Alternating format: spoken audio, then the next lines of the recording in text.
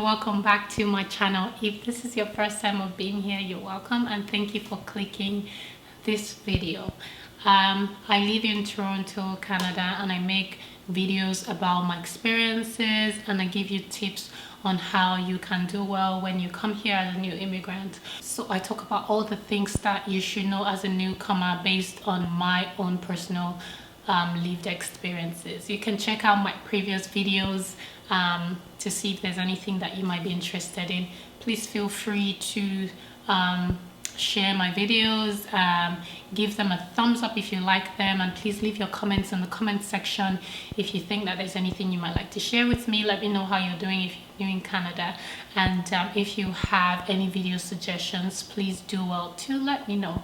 Also, kindly subscribe to my channel by clicking that subscribe button and also the notification button so that you get notified whenever I post a brand new video. In today's video, we're going to be talking about money. So yes, let's talk about expenses. I know that one of the concerns you might have as someone who's planning to move to Canada or who's new in Canada is expenses, living expenses. How much does it really cost to live in Toronto? In this video, I'm going to be telling you most of the things that you're going to be spending money on, and at the end of this video I'm also going to be telling you how much it costs us as a family of 3 to live every month. So if that's the kind of information you're looking for, keep watching this video and I will be right back with all the juicy details. Now let's get very quickly into this video. I don't want to be spending too much time. If there is any information that you're wondering, just go online and you can find the rest. I'm just giving you the groundwork so that you have an idea. So let's get to it. The first thing you're going to be spending a lot of money on would be rent. Rent will take up to 50% or more of your monthly budget. So for rentals, you have different options. You can choose to rent a basement. You can rent a house.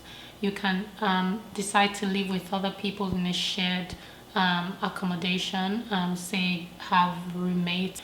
This allows you to split the bill and cut down cost. Or you could also rent an apartment unit like we did. So personally, I would advise that the first 1 to 2 years of you being here is a good time for you to set the ground rolling, create a pace for yourself, settle in. I do not think that it's the time for you to look for any exotic rental. You're just coming into a new country. You're like a baby learning to walk again, so you have to do as much as you can to save money. So I would say look for an option that's best suited for your family. It might not be the most convenient, but just do what you have to do until you settle. You don't want to rent a place that's too expensive, because you have to remember that you have to pay first and last month's rent as a new renter. You also have to furnish the apartment. You have to buy new appliances and all of that. Things like that cost a lot of money, and by the time you're renting a place that costs $3,000 a month because you're trying to afford a luxury lifestyle, you just realize that you're broke before you know it, and that's not good. Rental could cost you anywhere from say $700 to $2,000 plus, depending on whether you're an individual or whether you're a family of 2, 3, or 4. And also depends on your location.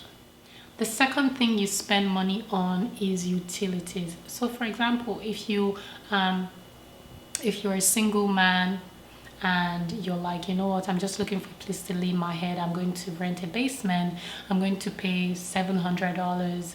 Your basement could be utilities inclusive, or you could only pay a fraction of the monthly utilities. So utilities could cost you anywhere from say $50 to $150, depending on the season, whether it's summertime or winter time. It tends to go up in the winter time. The number 3 thing you get to spend money on is your phone bill. So every month you pay a phone bill to whatever provider you choose.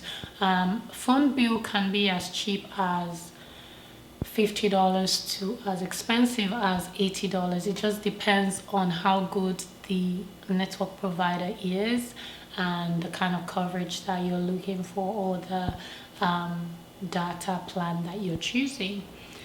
The fourth thing that you spend money on is your cable and internet. So you can say, okay, I don't need cable, I just want basic internet, I can stream stuff, I have Netflix. So you can opt for just an internet option, and there are some of these internet providers that have promotions running, so you can choose to go for an internet plan for as little as 60 something dollars. Cable and internet packages are a thing, so sometimes it might actually be cheaper for you to go for a cable and internet even though you really don't have any use for cable.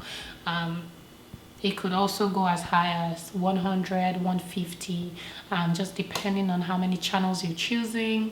It just really depends on the bundle package. I hope you're writing down so that you can do your calculation.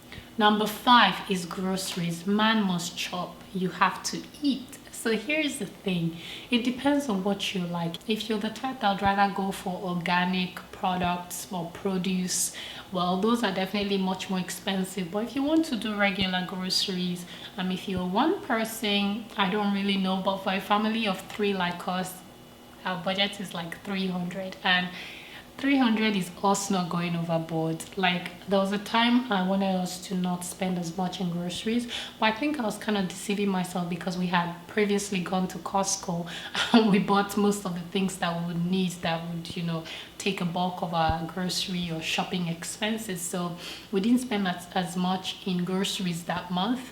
But if you accumulate all the amounts, still more than 300 bucks, but I'll just say 300 bucks. Number six is transportation. Transportation in Toronto is quite a bit. You pay about $146 for an adult pass, and this allows you to travel in the Toronto area. If you have to travel outside of Toronto, you're paying extra fare. But I think if you get the monthly pass, it's unlimited. I need to find out. I do not always buy the monthly pass because there are times I'm not going that far anyway. Number 6 is insurance, or insurances, as I like to say. It just really depends. Some of the things that we pay for, you might not have the need for it, because you're just coming, you're probably not paying life insurance right now. You're not paying tenant insurance where you live, hopefully. There are some things that we pay for that you might not have to pay. In terms of transportation, if you have a car, you have to consider parking, car insurance, gas, maintenance, and all of that stuff. So you have to, factor in all of those expenses as well. If you want to know how much insurance will cost you, you have to do some shopping around, get some quotes, and see who you're going for. So that's it. Now let's talk about other expenses like shopping. There are some of us that are just, impulse shoppers. You have to also create an allowance in your budget to accommodate all of those expenses, miscellaneous expenses as you might like to call them. If you live in an apartment where you do not have laundry in your unit, then you have to also budget laundry. So we live in an apartment building and our laundry is downstairs, so we go to the laundry room and we pay using a card that the property has given us, and we just budget like 50 bucks, and we don't actually use it all up. We do laundry as it works for us, definitely not every week, not every day. So that's also a good way to save money on laundry. So there are other expenses like your subscriptions, like your Netflix, restaurant. It's very important. Do not think that, oh, you like to cook, you're going to cook every day. There'll be times you need to pick up a coffee, pick up a snack, or just eat out, order in.